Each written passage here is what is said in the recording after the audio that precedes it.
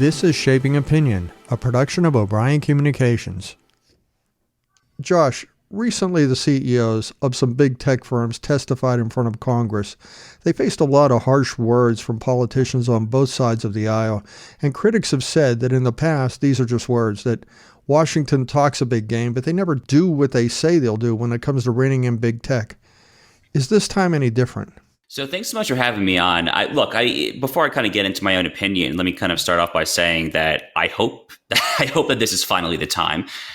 We'll get into kind of the details of this, but one thing that I think is actually super interesting is if you kind of go back to like a broader, more macro view of what is happening in American politics right now.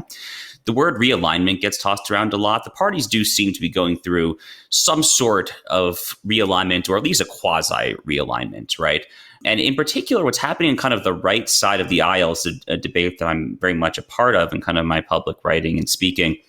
The Republican Party, the conservative movement in particular, I think is becoming slowly a little more comfortable, at least in theory, at least the idea of actually exercising political power. You know, traditionally kind of the American right has stood for limited government and classical liberalism and kind of a hands-off approach, an approach that I think has been criticized by a lot of conservatives in recent years, folks like me who tend to refer to this as market fundamentalism, private sector fundamentalism, and so forth. And it's kind of coincide, of course, with the rise of big tech censorship of conservatives, so that we've seen play out over and over and over again over the past few years. So the thing is, if you look at what's happening currently, these hearings, you look at people like Ken Buck, the congressman from my current state of Colorado, who's so outspoken on this issue.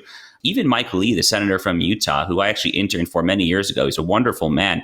But, for a pretty doctrinaire kind of limited government classical liberal, even his rhetoric on the tech companies is increasingly kind of scorched earth. So it seems to me that there is kind of a consensus as kind of the realignment, so to speak, is happening, that political power can, should, and ought to be used to kind of rein in these companies. Whether it will happen is a difficult, it's kind of an infamous guessing game, right? But I actually do think that we will see something. I'm not necessarily going to go on a limb and predict what that something will be, but it would surprise me if the current Congress does not take some sort of statutory action pertaining to reining in the big tech companies.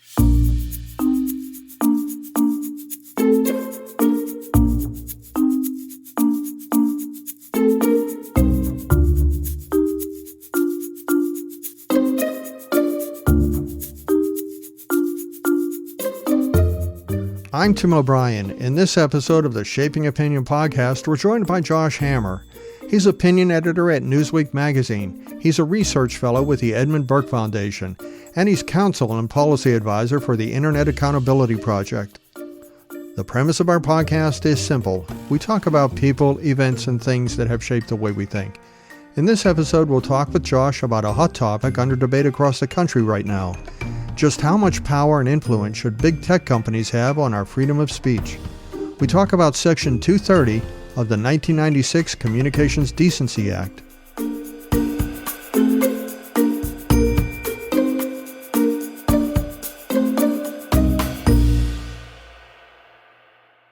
It's 1996. Bill Clinton is president. The Oscar-winning movie for the year is Braveheart. Nintendo introduces its Nintendo 64 gaming system. And there's this thing that computer geeks are getting all excited about. It's called the World Wide Web, the Internet. But even more than that, the Internet is starting to spread across the country to regular computer users.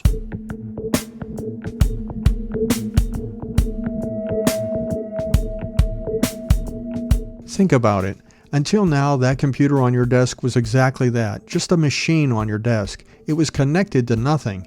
You had to insert a floppy disk into a drive, download some data onto it, remove it, and physically take it to another place to transfer or deliver that data. The only places where people had access to networks were those big computer systems at your office or in government or in universities or in newsrooms. But now there was this thing called the Internet. Google was just being started. No one even knew about the company or why it would even be needed. Certainly there was no Twitter, no Facebook, no Instagram, no YouTube. Social media as we know it would come much later.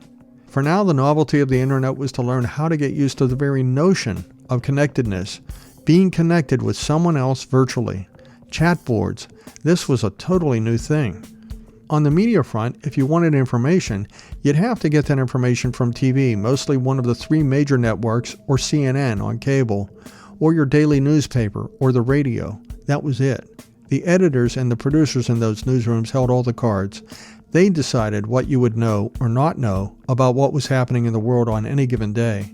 They would get to decide what opinions, theories, conspiracy or not, you'd get to hear about. No one else. They were the gatekeepers and they liked it. But it's 1996, and all of that is about to change.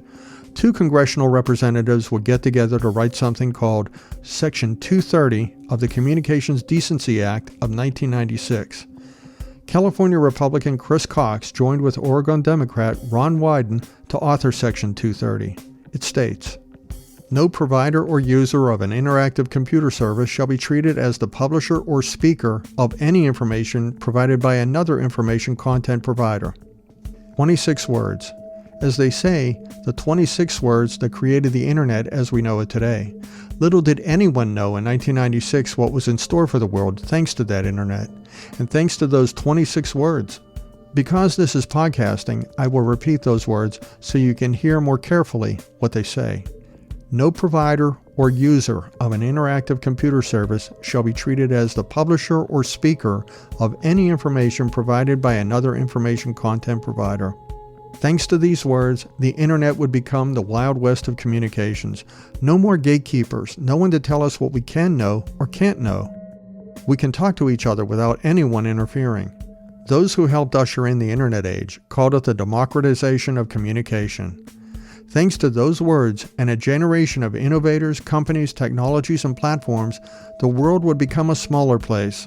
The legacy media would lose its stranglehold over mass communication, and the world would be forever changed, for better and for worse. The internet is now the world's new town square. Josh Hammer is a journalist, a pundit, and an analyst who studied Section 230 for years. Section 230 is an interesting piece of legislation, right? Obviously, like all legislations, I'm a lawyer by training, Tim. And, what we do is when you go to law school and you learn how to interpret, you purportedly learn how to interpret legal text, whether it's a statute, a constitution, piece of regulation, really anything. The context matters, okay? The time and place naturally matters. That's kind of actually if I can just make a quick tangential point, that's kind of the entire purpose of what constitutional conservatives call originalism. You have to understand the founding era of what terms meant at the time they were enacted. So from that context, I think it's important to recognize that Section 230 was included in the Communications Decency Act that passed into law in 1996. And this is kind of the baby stages of the commercial internet. Speaking personally here, I was born in 1989. I would have been 7 years old. This is probably around the time that I had my old family computer, and I kind of remember it, right? I remember the old dial-up internet, the old AOL login, you've got mail, all of that. And what Congress is trying to do here in kind of the proverbial wild, wild west era, when tech was kind of viewed by both parties, both Democrats and Republicans, as kind of the great vanguard, the new frontier, so to speak, of what would be kind of American capitalism and American exceptionalism, they were trying to immunize these platforms from liability for third-party content on their websites. And at the time that it was enacted, it probably made a great deal of sense. I think people who look back at this and say that without Section 230, XYZ internet platforms would not have been able to develop as they did, probably made a lot of sense. The issue, looking back on this now 25 years later, after Section 230 was passed into law, by the way, after most of the Communications Decency Act is actually no longer law, Section 230 has been what we would call severed out. So it's kind of been able to stay on the statutory books, but most of the rest of that law has actually been kind of nullified by the courts. But Section 230, looking back to 25 years later, the question I think a lot of people on the American right, which is kind of my bailiwick, are talking about is whether we've essentially created a monster, whether we have been so hands-off for 25 years as it pertains to immunizing these companies from liability that we have allowed them to kind of conflate the traditional distinction, the traditional legal distinction between platform and publisher, and whether they are now kind of overtly exercising editorial discretion for third-party content on their platforms to an extent that they frankly no longer deserve that immunity from liability. And that argument is kind of buttressed if you look back at actually, Congress, whenever it passes a law, it kind of states basically in kind of a preamble section of a statute why it is passing a law. It's kind of like the whereas provisions, whereas X, whereas Y, therefore Z. If you go back to Section 230, and you can go to U.S. Code today, it's still right there, very publicly available. Congress expressly predicated the Section 230 immunity on an effective quid pro quo arrangement by which the tech companies would agree to host a, quote, diversity of public opinion, a diversity of discourse.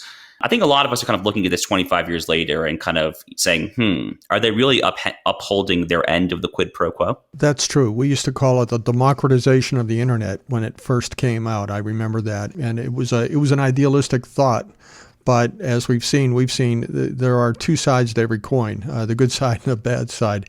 I have one question to ask of you before we go any further, because when I read Section 230, it doesn't speak to internet surveillance. In other words, the gathering of private information. And I just want to be clear, is that addressed here, or how are big tech firms protected right now when it comes to gathering the private information of people who use their platforms? So that would be under different statutory regulatory frameworks. They're frankly barely addressed. Google, Facebook, a lot of these companies are able to kind of mine your data right now without a whole lot of regulatory or legal oversight. But that is all done. Section 230 does not deal with privacy, basically. That's kind of an entirely different category of laws. Yeah, I just wanted to make sure we address that, because that is actually, when people start talking about the untethered power that the big tech firms have, they oftentimes bring that up in the same vein as this, but that is a separate item. So let's talk about Section 230, and we have, as we just talked about, we had these hearings on the Hill, and you had Republicans critical of big tech CEOs, and you had Democrats critical, but they each side, the right side and the left side, had their own reasons. So let's start with the Democrats.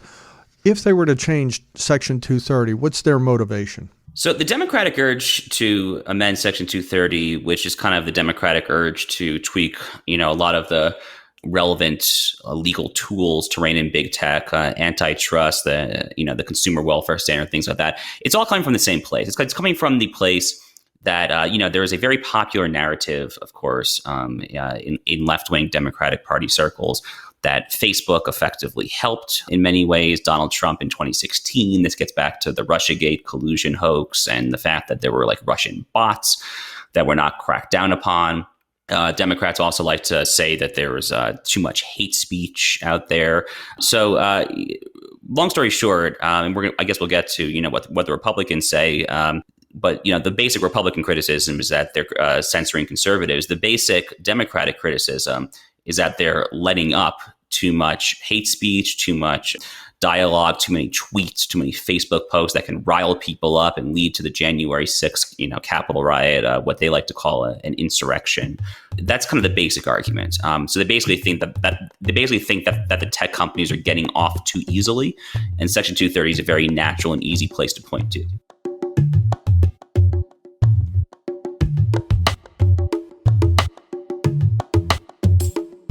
So I guess there's an obvious question, just to take the 2 points you just made. If Democrats want tech companies to have more latitude to, for lack of a better word, censor Republicans, and it is censorship, no matter how you look at it, whether you feel it's justified or not, that's what it is. And Republicans don't want that. So where do they find common ground? So the common ground would be, it's a great question. And to be totally honest with you, I actually think there's probably more room for common ground on some other kind of legal tools here. I actually think antitrust is a particularly promising possibility, maybe even more so than Section 230. But sticking within the Section 230 wheelhouse in particular, I think it's at least possible to see Republicans and Democrats kind of agreeing to some sort of, it would have to be fairly milquetoast language. It would just be trying to kind of set certain conditions by which the tech companies can no longer retain their immunity from liability. And, for Republicans, the sweet spot there, kind of the possible Venn diagram overlap would have to be that they would, for allowing maybe certain maybe Republicans could basically say, look, if you allow like every right of center blue check mark on Twitter to not have his or her account banned, then Democrats could counter, okay, well, maybe if we're going to allow that, maybe Republicans could agree that they'll retain immunity if they allow kind of greater discretion to ban, non quote unquote verify. I'm just kind of speculating here, right? I mean, this is kind of the specific lawyerly back and forth that Capitol Hill lawyers, are kind of infamously bad at teasing out. But it's possible to see some sort of very moderate compromise. But again, I actually am not particularly optimistic that Section 230 would be the vehicle by which bipartisan reining in of big tech could happen. There's one other issue that people bring up, and it's a total repeal of Section 230, a total elimination of it. Is that a good thing or a bad thing? So, look, I think a lot of Republican senators are kind of working this out in real time. I think when Josh Hawley first kind of started taking his stands on 230 shortly after he came to the Senate in 2019, he started talking about modifying it. If I recall, Senator Inhofe of Oklahoma, after the whole New York Post Hunter Biden kerfuffle, kerfuffle, frankly, being a timid word to describe that fairly sordid affair, Senator Inhofe had an op-ed basically saying we should just outright repeal this. If I recall, the reason President Trump vetoed the NDAA, the National Defense Authorization Act, was because it did not include full repeal here. Look, I am more or less on team full repeal at this point. I think that's probably our best path forward. I just think these tech companies have so clearly lost their legitimate end of the quid pro quo at this point. And that's the term that I come back to because I read in the statute, that's very clearly what it seems to me, that it was kind of an overt, you do X, we'll do Y sort of arrangement. The issue, of course, is if we repeal Section 230, would that disproportionately hurt kind of, up and coming small type startups that might be able to compete with Facebook and Twitter? So my response to that, I guess, is twofold. One is it's kind of a chicken or an egg question, right? Because these companies, these startups in the first place are so hindered from being able to compete because of the outsized market share, the monopolistic, oligopolistic power that these various companies have. And, holding antitrust aside, I think one of the ways that they've been able to kind of exercise this kind of crass power is the fact that they're not liable to be held in court. It's a very kind of basic common sense notion that if you want a company to be diminished and be able to be less assertive in what it can and cannot do, especially from an editorial perspective, you have to make them legally liable. So there's a bit of a chicken or an egg thing there going on. The second, even if you repealed Section 230, maybe this is a semantic disagreement. Maybe I'm actually advocating for moderating or adjusting the statute. But even if you repeal that outright, you could kind of pass a new statutory framework that would basically allow for a much more limited immunity, not a full-on immunity, but a much more limited immunity for companies that have market share, market capitalization. You can define the metrics any way you want under a certain threshold.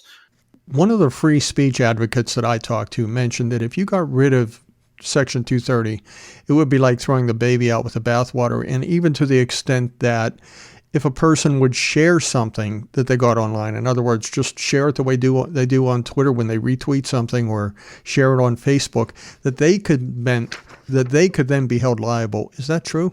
The person you spoke with said that he or she could individually be held liable for posting something? Anyone who would share something that was viewed as harmful, misinformation, or defamatory even, that they could then be sued. I don't necessarily read the statutory language that way myself, to the extent that the courts would start to interpret it that way. I think you would see very prompt congressional action to kind of prevent such a thing from happening.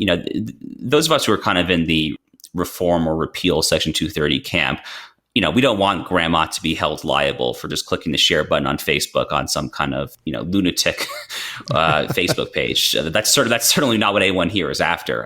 A lot of times, that's kind of exactly what happens, actually, though, right? Is that the courts will do something, or Congress will do something, and then a different branch will have to react immediately to that because of kind of unforeseen consequences. We've seen this a lot, and not just in kind of the technology landscape, but religious liberty. Just one kind of quick aside.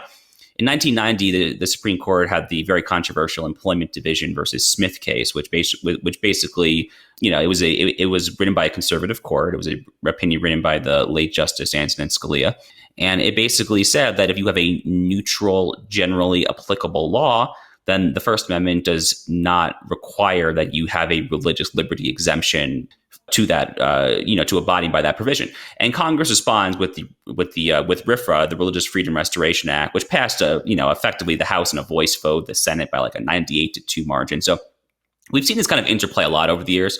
So I'm not particularly concerned about that, just putting in my lawyer hat and reading the language. But I do think if that started to happen as a matter of kind of the courts interpreting that, you would see pretty immediate prompt congressional action.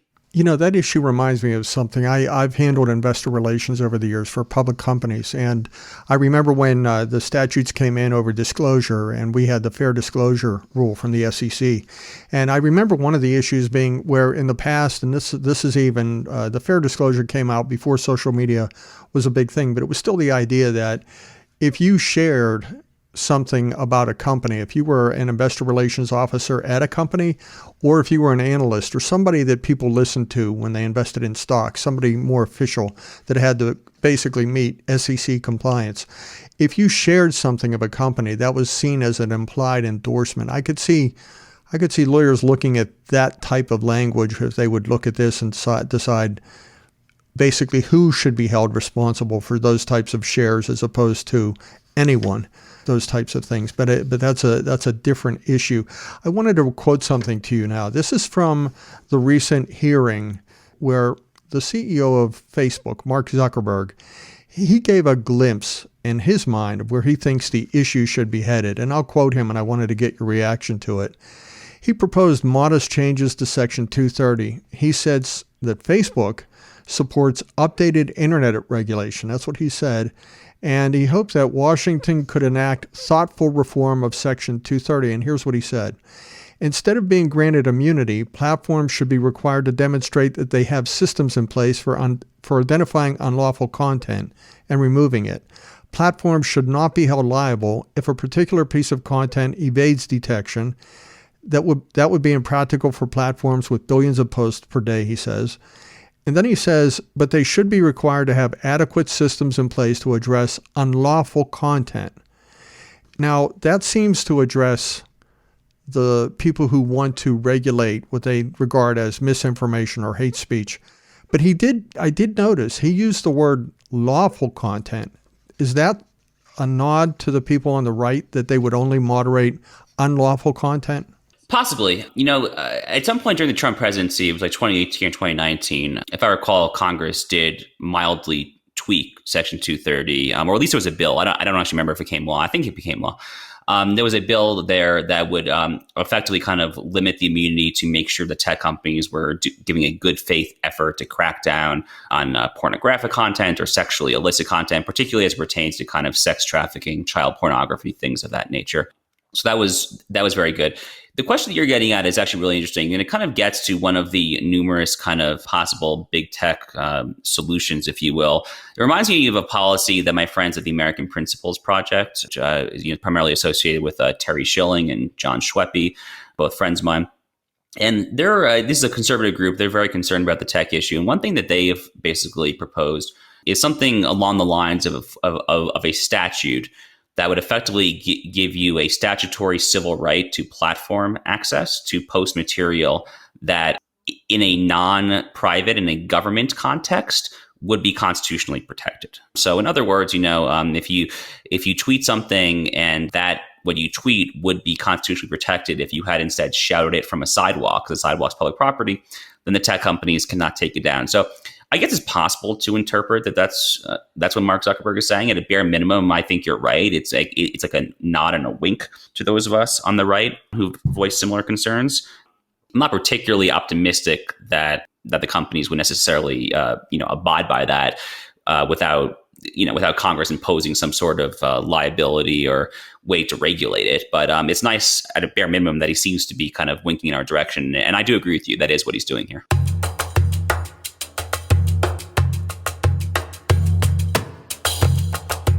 I interviewed another person by the name of Nadine Strauss, and I brought up this example because I wanted to ask you for your thoughts on it, because it does get to what you just said about that person shouting something from the sidewalk. When I was in a conversation privately, just as in my personal life, I was talking to someone about these private tech firms, and they made the analogy that a private tech firm legally is nothing more than if you were to have a bulletin board in your kitchen and you were to decide what you want to put on that bulletin board or not. So they have that right, the same as you would to put on that bulletin board in your kitchen. And my question for that person that I was talking to was, well, that bulletin board is in my kitchen. It's only available to anybody who's in my kitchen. And you can't fit more than, let's say, 30 or 40 messages on a particular bulletin board. But we're talking about platforms that not only can hold billions of users, but they drive the national conversation. And so it goes back to what the example you used a minute ago. Are the social media platforms, these major social media platforms now, the virtual public square, and should they be treated that way legally, the same way we treat the physical public square in a town center? So the short answer to that question, from my perspective, is a resounding yes. In fact, I think this is my kind of go-to argument. A lot of people who agree with me, this is kind of our go-to argument as to the crucial imperative to rein in these tech companies now before it is too late. Because they are, frankly, the equivalent of the old public square. I really do view it as kind of that simpler proposition. I think back to kind of the colonial era, in middle school, high school civics class, we learned about Thomas Paine, his famous pamphlet, Common Sense, kind of urging his more rebellious, revolutionary-minded compatriots to ultimately kind of rebel against the British crown. And that was the proverbial town square of yesteryear. Thomas Paine would go around the Philadelphia Commons and passing out this pamphlet. The reality is that the way that you disseminate information in our day and age is through these platforms. And by the way, not just kind of Facebook and Twitter. I think Amazon is actually a great example here. Let's look at what Amazon recently did to my friend Ryan Anderson. Ryan wrote a book 2 or 3 years ago, When Harry Met Sally. It was on the transgender issue. It was not a particularly fire-breathing, provocative book. Ryan is a PhD, Princeton alum, really smart guy. I mean, he was writing from a scholarly perspective, frankly, on what is another crucial kind of civilizational issue that our country and others are facing. And Amazon, without even notifying Ryan or his publisher, which I believe was Regnery, just nuked it, totally took it off their website. Now, Amazon in the digital book market has like an 83% market share, I think is the exact number. So when they're taking action like this, when they are blatantly discriminating, at least it seems from my perspective, based on possibly idiosyncratic dislike of the material or possibly just kind of broad-ranging anti-conservative animus, that is the public square. There's just no way around that right now. That is how most people get their books.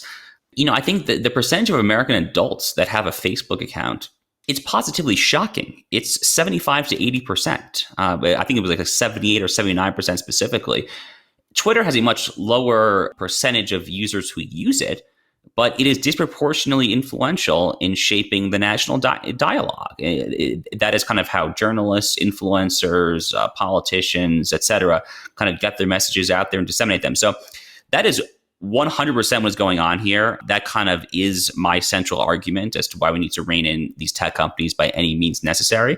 Because when we kind of privately offshoot, when we give quote unquote private control to functions that would have traditionally been public, then we're in kind of a legal gray area that might have been kind of outside the founders' intentions.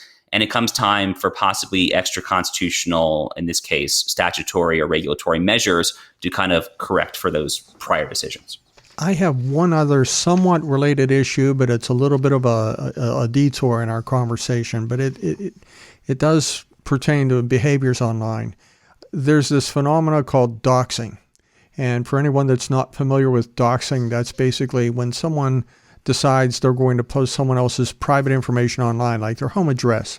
And usually it's really not doxing until you do something that could be threatening. In other words, if I am an activist, let's say I'm pro fossil fuels or I'm anti fossil fuels, either way, and I decide that I have a big following, I have 20,000 followers, and I decide that the person that I'm against is getting me angry, so I'm going to put their street address on Twitter or on Facebook. And I do that, and I say something like, let this person know how you feel. Well, my words are different than my actions.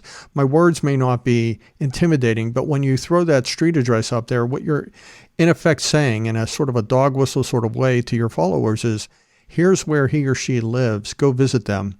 And that's a very intimidating tactic.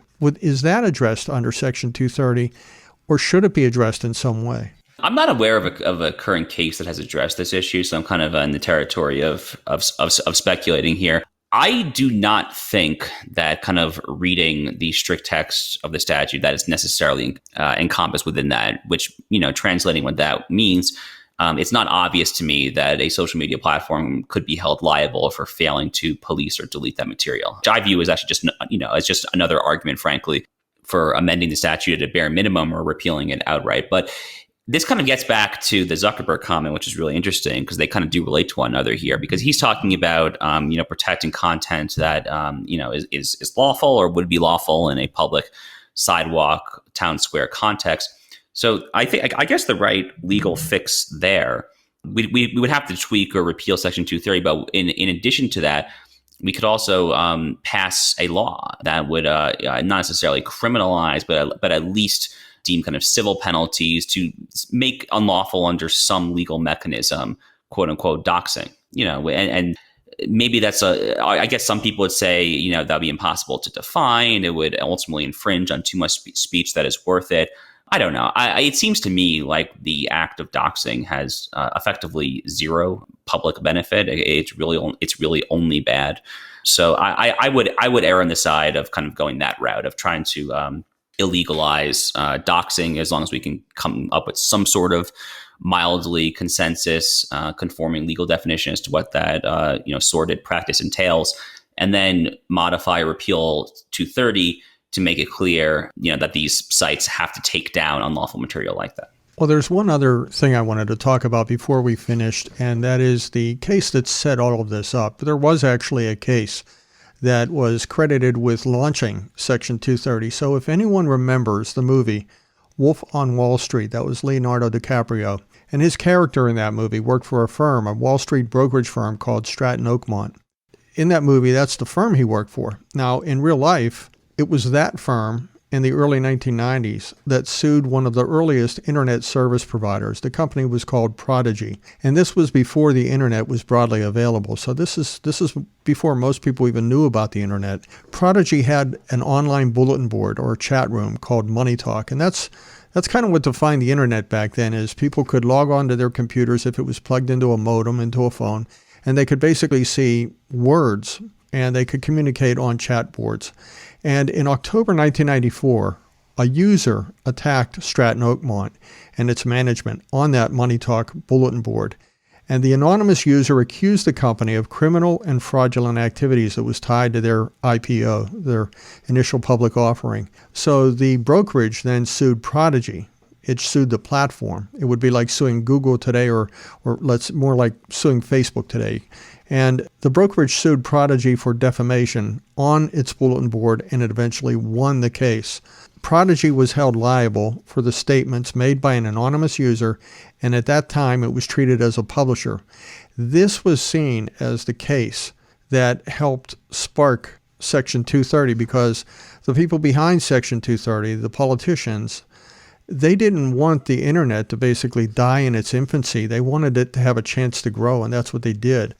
What you're talking about is that if Section 230 is repealed, and I know you've said this, you're talking about not just repealing it and leaving no laws in place or no regulations in place. You're talking about repealing Section 230 and replacing it with a more up-to-date set of laws. Yeah, no, that's exactly right. So look, I think as a rule of thumb, Congress should pass more statutes that have automatic sunset provisions, right? This is a law that would automatically expire, and you can kind of play around with however many years you want, 15, 20 years, whatever it would be here.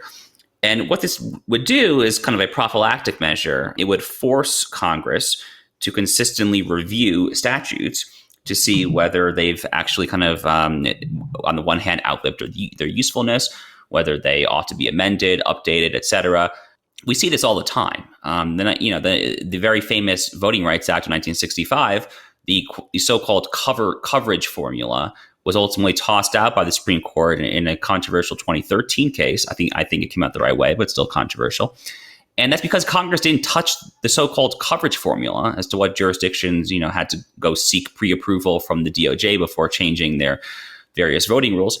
They hadn't touched it in decades. So it's kind of a similar dynamic going on here. Again, Section 230, the way it is currently written, I think it probably made a lot of sense, frankly, in 1996. At the time that it was included, obviously, we did have the Stratton Oakmont case, this New York Supreme Court case that was a precedent that I've seen cited in some recent U.S. Supreme Court commentary. So definitely an important case. I'm happy you flagged it. But look, something that made sense as it was written in the year 1996, given the explosive growth of the internet from like a once kind of like rare, kind of like a wealthy person's kind of plaything into like the currency, the medium with which everyone kind of conducts their daily lives, their daily affairs. That is a dramatic difference over the course of a quarter century. And I do think it requires very kind of soberly and prudentially deciding how to update our various legal frameworks accordingly. I think Section 230, again, is only part of it. Antitrust, I think, has a role to play here. Maybe even common carrier regulation, which kind of is the historic way that we've regulated railroads and air travel and things of that nature. There's any sorts of kind of interesting legal edifices here, but the way in which the internet is used now surely has changed in a way where it doesn't make sense to simply say that, oh, that's the way it was done 25 years ago, therefore it must be right.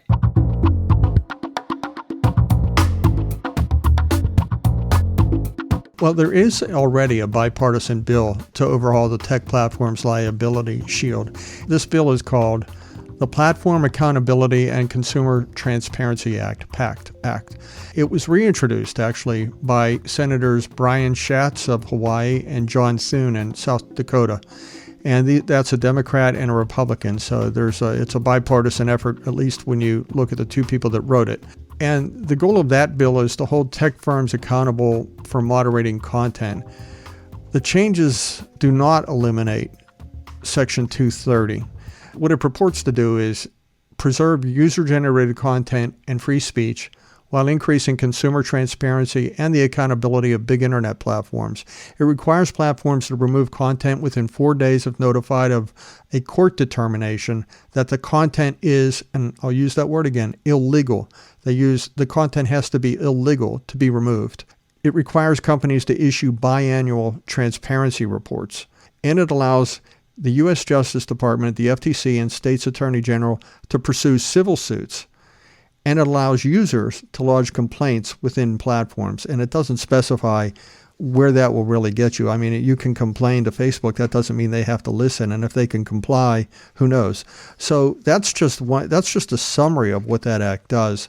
And as with any legislation, it's never the same coming out as it was going in. So I know I'm sort of putting you on the spot, but I am wondering what you see surviving something like that. Yeah, I mean, this kind of gets back to our earlier discussion as to like where the Venn diagram overlap might be on Section 230, if there is any Venn diagram overlap at all here.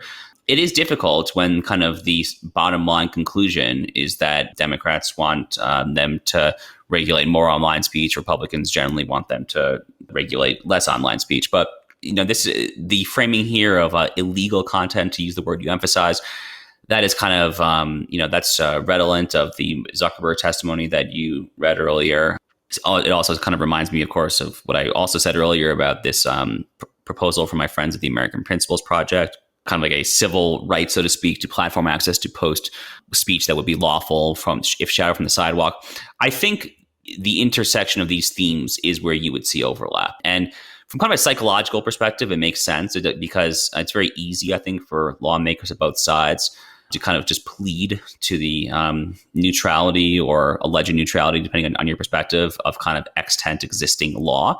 Put another way, it's a much easier political sell for lawmakers to basically say we're doing XYZ things based on what is and is not lawful than it is to say we're doing XYZ things because fake news, misinformation, bad for justice, bad for the common good. It's much easier to kind of just plead to kind of neutral law than it is to make affirmative normative arguments for kind of the soundness or the lack of soundness of various things that ought to be regulated. So I do think if there is any room here for bipartisanship on 230 in particular, it will be something along the lines of this bill that you're reading now. And, it's obviously very hard for me to say without kind of seeing the text, and who knows what kind of markups they'll get in committee and whatnot. But the hook of illegality, that strikes me as about the best that we can possibly hope for in this space. Josh, I know we've talked about a lot of technical things and legalese, and you're so close to this. And to another extent, I do public relations work for a living, and I do crisis and issues work. So this has a bearing on my own work too. So you pay more attention to this when it's part of your job. But I wanted to ask you about people in your personal life. Do you see in your just daily living, people that aren't dealing with this kind of thing every day, do you see any support for increased regulation of the big tech firms? Or is this something that's a non-issue for most people that you know? Oh, no, I think it's, I see this debate kind of aired all the time from people who are not necessarily like in the public space, who are not necessarily, what we would call very online, people who are, spending all their days on Twitter and Facebook. I have a lot of friends, both lawyers, non-lawyers, who are very concerned about these companies for various reasons. One of which, of course, is something that we haven't really touched on much, which is data privacy. That's a huge concern for a lot of people I talk with, specifically kind of what Google and Facebook are doing, whether they're monetizing it, whether they're selling it, whether they're using it to bombard your Facebook newsfeed or your Gmail accounts with advertising that you don't want to see, things of that nature, right? So that's a big concern. But look, I see a lot of people, this issue is thrust into the spotlight so much, I feel like, over the past year. I do think that kind of what the New York Post did to the Hunter Biden story, or excuse me, what Facebook and Twitter did to the New York Post reporting on the Hunter Biden financial struggles in October, that really did kind of resonate publicly. President Trump made it a huge issue in kind of like the later stages of his campaign. And I think that kind of resonated. It did kind of resonate between people who don't necessarily just do this for a living. I kind of, anecdotally, I have some family members who were appalled at what happened in the New York Post example there. Yeah, it was viewed as patently insane, I think, to them, that the nation's fourth largest newspaper would be banned from Twitter for like 2 to 2.5 weeks, however long it was, because they refused to retract their reporting that no one actually questioned on the factual merits. Josh Hammer, thank you for joining us today. Tim, thanks so much for having me. It was a really enjoyable conversation. I hope your listeners enjoyed it.